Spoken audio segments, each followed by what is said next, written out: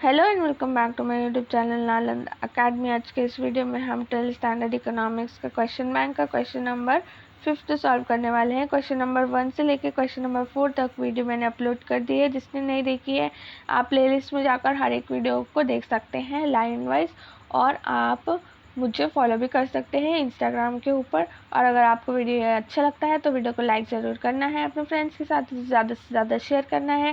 Channel को subscribe करके bell notification को ऑल पर सेलेक्ट कर लीजिए ताकि फ्यूचर में आने वाली सारी इंपॉर्टेंट वीडियोस की नोटिफिकेशन आपको पहुंचे। तो चलिए शुरू करते हैं आज का ये वीडियो क्वेश्चन नंबर 5 के साथ। क्वेश्चन नंबर 5 है complete the following statement. First question है theory of economic welfare basically deals with dash. तो आपको यहाँ पे 4 ऑप्शन दिए जाएंगे, 4 ऑप्शन में से आपको एक ऑप्शन को सिलेक्ट करना है।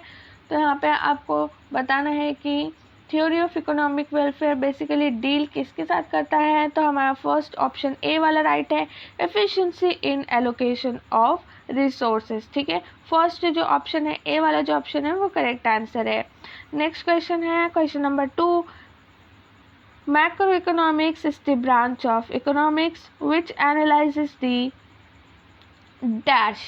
ठीक है, आपको बताना है ये 4 ऑप्शन दिए गए हैं, इसमें से एक ऑप्शन आपको सिलेक्ट करना है। देखिए फर्स्ट क्या बोल रहा है, पार्ट इकोनॉमी, सेकंड है एंटायर इकोनॉमी, सी है मिक्स्ड इकोनॉमी और डी है पॉलिटिकल इकोनॉमी। तो ये पूछा जा रहा है कि मैक्रो इकोनॉमिक्स जो ब्रांच इकोनॉमिक्स की वो क्या एनालाइज करता है। तो हमें पता है कि एंटायर इकोनॉमी, ठीक है, हमने पढ़ा भी है, होल इकोनॉमी, एंटायर इकोनॉमी। तो आपका बी वाला जो ऑप्शन है वो राइट है, जिसे मैंने अंडरलाइन किया है, आप भी कर सकते हैं, बी वाला ऑप्शन राइट है। Moving on to the next question. Next question है third one, unit at which marginal utility becomes equal with the market price is dash।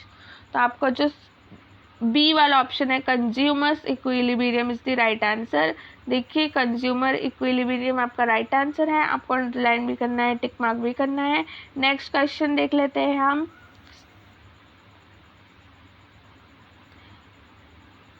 In relationship between total utility and marginal utility of commodity becomes negative when total utility of a commodity is dash। तो आपको बताना है, जब हम relationship study करते हैं total utility marginal utility का, तो हमने ये सब पूरा का पूरा स्टडी करा था। और अगर जिससे नहीं करा है अभी तक तो आप देख सकते हैं चैप्टर 2 की प्लेलिस्ट में जाकर, मेरी आपको चैप्टर 2 इजीली समझ में आ जाएगा। तो आप प्लेलिस्ट में जाके हर एक वीडियो को लाइन वाइज देख सकते हैं चैप्टर 2 की। सी जो ऑप्शन है falling is the right answer. ठीक है, सी वाला जो ऑप्शन है देखिए falling is the right answer. Next question है the demand for commodity which can be put to several uses is known as dash. ये हमें पता होना चाहिए कि अगर एक डिमांड ऑफ कमोडिटी जो बहुत सारी चीज़ों के लिए यूज़ करी जा सकती है, ठीक है, तो हम उसे क्या बोलते हैं, the demand for commodity which can be put to several uses. ठीक है, एक कमोडिटी है जो ना बहुत सारे, ऐसे याद रखा करो, अपने अपने ना खुद के की टर्म्स बनाया करो, अपने खुद के माइंड में एक कीवर्ड सोचा करो कि इससे आपको याद आना चाहिए। ठीक है, तो आप कुछ भी सोच सकते हो अपनी अंडरस्टैंडिंग के लिए कि आपको याद रहे। ठीक है, आपको कैसे याद रहता है, आप किस हिसाब से, किस शॉर्ट टर्म या कीवर्ड से आप किसी भी चीज़ को याद रख सकते हो। तो ये आपको खुद को ही डेवलप करना पड़ेगा कि आपको कौन सा वर्ड कीवर्ड है जिसकी वजह से आपको आंसर करेक्ट याद रहता है। ठीक है, तो यहाँ पे सेवरल यूजेस की बात होगी ना, तो आपको याद रखना है कि composite demand is the right answer. ठीक है, कॉम्पोजिट डिमांड ऑप्शन बी जो है वो करेक्ट है, composite demand is the right answer. आपको अंडरलाइन करना है कॉम्पोजिट डिमांड को। देखो मैं वापस से एक बार बता देती हूँ, कॉम्पोजिट डिमांड जो है वो राइट आंसर है। ठीक है, composite demand is the right answer.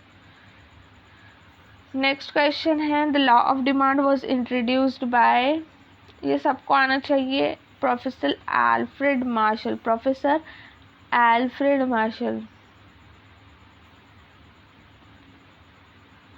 Question number 6 है the law of demand was introduced by dash. ये सभी को आंसर आना चाहिए इसका। तो आंसर है professor Alfred Marshall. Professor Alfred Marshall is the right answer.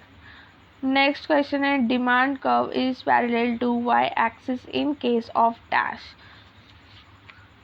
आपका करेक्ट आंसर है बी वाला, perfectly inelastic demand. Perfectly inelastic demand के अंदर क्या होता है, देखो ये हमारा एक्स एक्सिस है, एक्स एक्सिस है, अरे ये एक्स एक्सिस है, ठीक है, और ये वाई एक्सिस है, ये 0 है, और हमारा कर्व कैसे जाता है, ऐसे, ठीक है, ये ईडी का कर्व है। तो ये पैरेलल चल रहा है ना, ये वाला जो कर्व है आप देख सकते हैं, ये जो कर्व है ये वाई एक्सिस से पैरेलल है, परफेक्टली इनइलास्टिक डिमांड। तो हमारा जो आंसर होगा बी वाला ऑप्शन करेक्ट है, परफेक्टली इनइलास्टिक डिमांड, ठीक है। नेक्स्ट क्वेश्चन है ED is equals to 0 in case of dash. यहाँ पे आपका राइट आंसर है नेसेसिटीज। इसमें से बहुत सारे क्वेश्चन जो हैं वो सारे के सारे आपके जो लाइव टेस्ट में मैंने लिए थे क्वेश्चन उसमें से आए हैं। अगर आपने लाइव टेस्ट अटेंड नहीं करा तो भी आप देख सकते हो रिकॉर्डेड में कि मैंने बहुत सारे क्वेश्चन ऐसे आपसे पूछे थे जो इस क्वेश्चन बैंक में आए हैं। Downward movement along the same supply curve should dash. तो आपका आंसर है कॉन्ट्रैक्शन ऑफ सप्लाई, ठीक है, ऑप्शन नंबर ए करेक्ट है, contraction of supply. Next question net addition made to the total cost by producing one more unit of output is dash.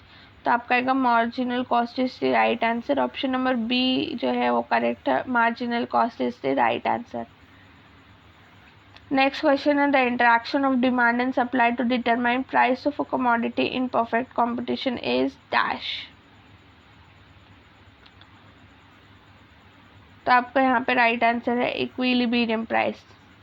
Demand और supply के जो curve जो होते हैं intersect होते हैं, देखो डायग्राम में बनाती हूँ फिर आप देख सकते हो। देखो ये डिमांड का कर्व जा रहा है, ये सप्लाई का कर्व जा रहा है, और जो ये वाला जो पॉइंट है ना इसे क्या बोलते हैं, इक्विलिब्रियम प्राइस बोलते हैं, ठीक है। ये जो पॉइंट है ना, ये पॉइंट, इस पॉइंट को बोलते हैं हम, ये जो बीच का पॉइंट है इसे इक्विलिब्रियम प्राइस बोलते हैं। नेक्स्ट क्वेश्चन है product differentiation is the main feature of. तो आपको लिखना है ऑप्शन नंबर बी करेक्ट है, monopolistic competition. Monopolistic competition is the right answer. Moving on to the next question. Next question है index number was originally developed to measure dash. तो आपका जो B option है वो करेक्ट है, changes in price levels. B option correct है, changes in price levels. Next question है index number which is computed from a single variable is called. आपका correct answer है option number C, univariate index. Univariate index is the right answer.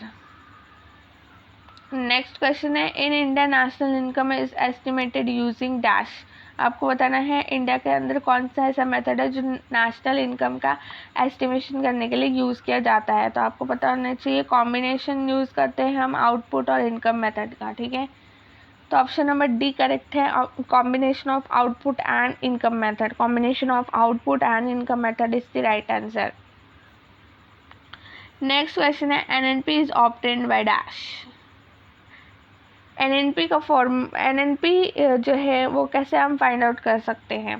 तो आपको याद होगा कि हमने जब स्टडी किया है चैप्टर नंबर 7 तो हमने पढ़े हैं ये सारे concept, GNP, GDP, NNP, NDP, ये सब पढ़ा है। अगर नहीं पढ़ा है तो चैप्टर नंबर 7 की प्लेलिस्ट में जाओ और सारे वीडियोस देखो, आराम से आपको सब समझ में आ जाएगा। तो यहाँ पे जो ए ऑप्शन है वो करेक्ट है, deducting depreciation from GNP. A option जो है वो राइट है, deducting depreciation from GNP. Next question government borrows from its citizen bank, central bank is known as dash. तो इसका आंसर है internal depth. Internal depth A वाला जो option है वो करेक्ट है, ठीक है। ए वाला ऑप्शन जो है वो करेक्ट है, इंटरनल डेप्थ is the right answer. Fiscal policy is implemented by the dash. Fiscal policy government जो है इम्प्लीमेंट करती है, इसलिए ऑप्शन नंबर सी करेक्ट है, गवर्नमेंट, ठीक है। Government is the right answer, मैंने अंडरलाइन भी कर दिया है, government is the right answer. Next question है capital market is a market for dash. हमने मनी मार्केट और कैपिटल मार्केट के चैप्टर के अंदर स्टडी किया है, जिसने स्टडी किया है चैप्टर नंबर 9 की प्लेलिस्ट में जाकर देख सकते हैं। तो यहाँ हमें पता है कि capital market it's a long term market, ठीक है, बी वाला जो ऑप्शन है वो करेक्ट है, long term market is the right answer. Next question है deposits that are withdrawal on demand are known as dash. तो इसका आंसर है आपका demand deposit, demand deposit is the right answer, ठीक है, डिमांड डिपॉजिट, डिमांड